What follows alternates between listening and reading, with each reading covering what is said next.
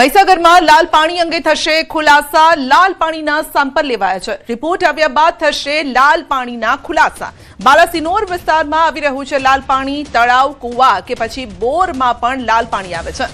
મહીસાગરના બાલાસિનોરમાં આવેલી જમિયતપુરા dumping site ખાતે લાલ પાણીના સેમ્પલ લેવામાં આવ્યા છે અને જિલ્લા યુવા કોંગ્રેસ પ્રમુખ દ્વારા અગાઉ પણ કરવામાં આવેલા વિરોધ અને ગુજરાત પ્રદૂષણ નિયંત્રણ બોર્ડને આપવામાં આવેલી રજૂઆતના પગલે ગાંધીનગરથી જીપીસીબીની ટીમ સ્થળ પર પહોંચી હતી અને ટીમે ડમ્પિંગ સાઇટની આસપાસના ખેડૂતોના કુવાઓમાંથી લાલ પાણીના સેમ્પલ એકત્રિત કર્યા હતા.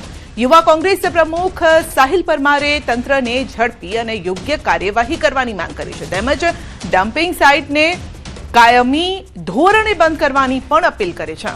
તો સ્થાનિક લોકોમાં પણ પ્રદૂષણને લઈને ભારે ચિંતા છે અને જો યોગ્ય પગલાં નહીં લેવાય તો કાયદેસર અને ઉગ્ર આંદોલનની ચેતવણી પણ આપવામાં આવી છે. તંત્રના કહેવા પ્રમાણે સેમ્પલિંગની કાર્યવાહી કરવામાં આવી રહી છે, પરંતુ અમારી માંગ એ છે કે માત્ર તપાસના નામે વિલંબ ના થાય અને અમે એ પણ તંત્ર પાસે માંગણી કરીએ છીએ કે આ પ્રક્રિયાને તમે ઝડપથી અને કડક કાર્યવાહી કરો. ખેતીમાં એમને ઘણું બધું નુકસાન થયેલું છે તો એમને વળતર પણ આપવામાં આવે.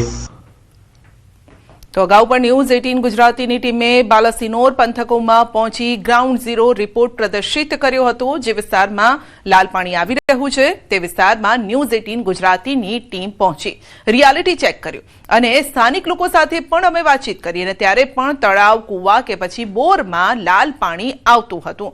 એટલે આ આજકાલની વાત નથી, ઘણા સમય પહેલાની વાત છે અને આ અંગે ખેડૂતો, સ્થાનિકો લડત પણ આપી રહ્યા છે. જોકે હવે જોવાનું રહેશે કે સેમ્પલ લીધા બાદ યોગ્ય કાર્યવાહી થાય છે કે નહીં.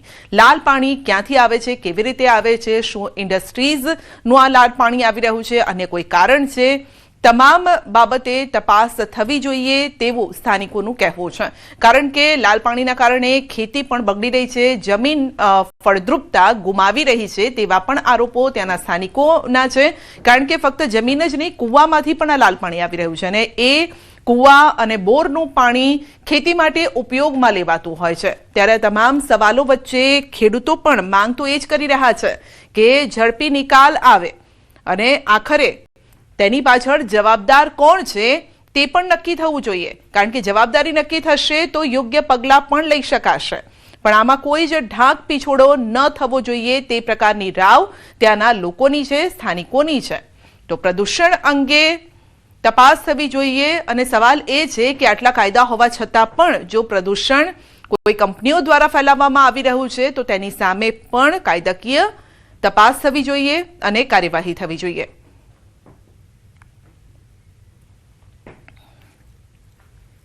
તો ઓપરેશન સિંદૂરને 1 વર્ષ પૂર્ણ પ્રેસ કોન્ફરન્સમાં લઈ જઈશું આપને. An information operation institutions, border guarding paramilitary forces such as the BSF, all worked in concert with the armed forces to execute an operation which is now being widely acknowledged as the gold standard both militarily and strategically across the world. Operation Sindoor was also a joint tri-services effort. It integrated land, air and maritime capabilities with shared situational awareness, common operation and intelligence pictures, and real-time decision making. Standoff precision strikes, 9 in all, 7 executed by the Indian Army and 2 by the Indian Air Force, were timed to perfection, achieved total surprise, and inflicted maximum damage in each established hub deep in Pakistan-occupied Jammu and Kashmir and heartland Pakistan, signaling that no sanctuary is safe. All this while all of Pakistan's effort to target our military infrastructure and bases came to a knot due to a very carefully and deliberately laid out air defense architecture. We planned, executed and concluded a complex multi-domain operation in a remarkably compressed time frame. The operation also showcased indigenous capability.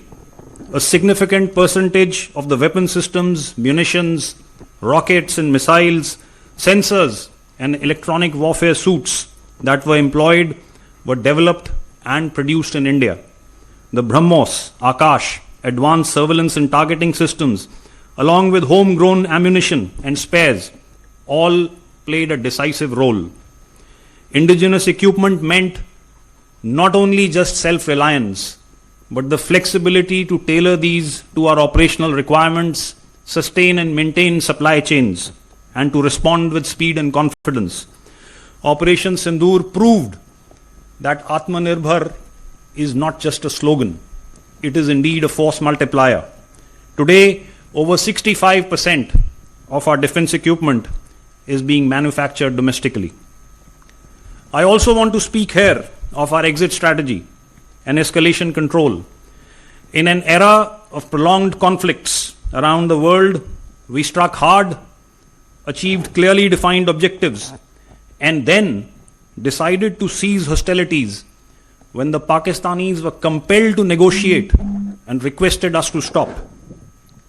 The objectives were achieved through a calibrated shot and sharp shock that altered the enemy's risk appetite and disrupted his command and control, without locking India into a long-drawn war or conflict, the ill effects of which we are seeing in ongoing conflicts around the world.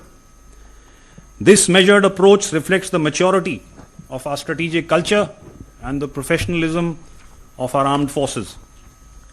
Finally, the operation placed enormous responsibility on every arm of the state. Intelligence agencies provided the accurate information that is so critical to precision targeting. Cyber and electronic warfare units maintained information dominance.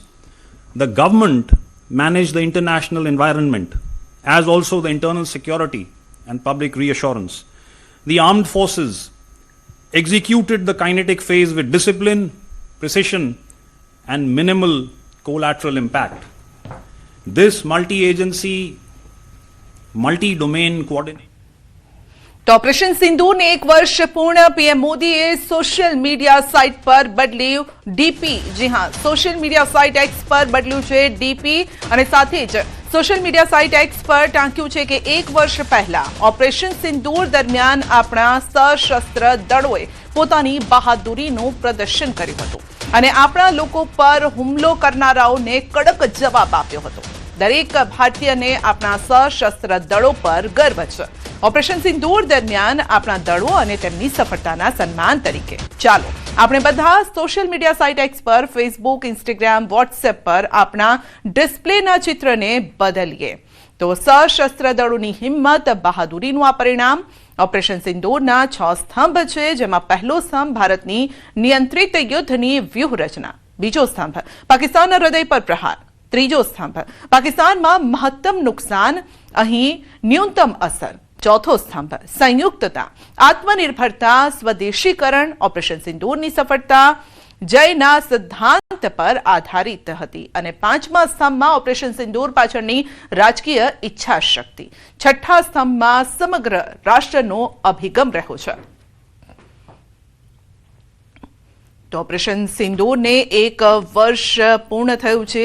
જે રીતે આતંકવાદીઓએ હુમલો કર્યો હતો, તો પાકિસ્તાન પ્રેરિત આ આતંકવાદીઓ જે સતત ભારત પર હુમલા કરતા આવ્યા છે અને વધુ એક આ હુમલો થયો અને ત્યારબાદ જે રીતે ભારતે જડબાતોડ જવાબ આપ્યો હતો, પાકિસ્તાની સેનાને તેનો જવાબ મળ્યો હતો. તો પીએમ મોદીએ સોશિયલ મીડિયા સાઇટ પર તેમનું ડીપી બદલ્યું છે અને રાષ્ટ્રના લોકોને પણ તેમનું ડીપી બદલવા માટે અપીલ પણ કરી છે, કારણ કે સેનાની આ બહાદુરીનું પરિણામ હતું.